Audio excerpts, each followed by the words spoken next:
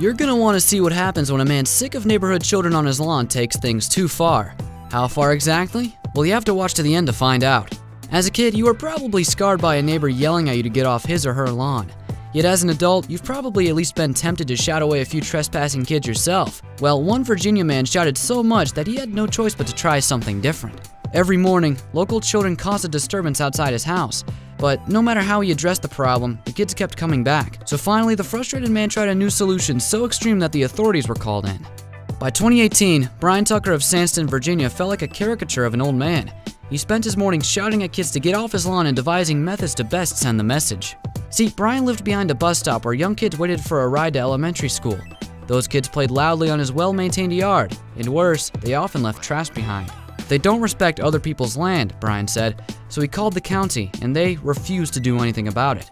They said it was my responsibility if the kids get hurt on my land. So Brian put up no trespassing signs, he installed cameras on his property, he incessantly asked the children to stay off his lawn, he even asked the parents to keep the kids off the property.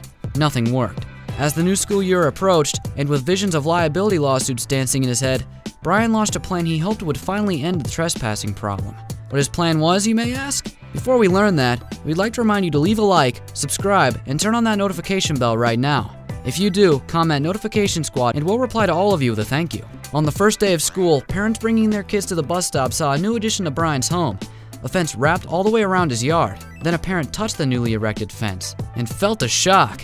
Shaking his hand from the sting of the shock, the parent understood the new addition to Brian's yard, an electric fence. And he wasn't the only one to realize it. My daughter walked out and said, "He's got a fence up." Another neighbor said, "Then someone said it was electric," and I said, "Whoa, no. If something happens to one of those kids, they're going to have a lot of angry parents." Local parents banded together in outrage, but each parent was bothered by a different aspect of Brian's countermeasure. It bothered concerned parent Wayne Milby, for instance, that Brian didn't put up a warning sign. But Brian showed news crews that there was indeed a sign, 15 yards away from the bus stop. It was slapped on the battery that powered the fence and read "Solar IntelliShock." It had pictures of cattle on it. Frustrated with Brian's fence, neighbors called the county police at 9:15 a.m. that morning.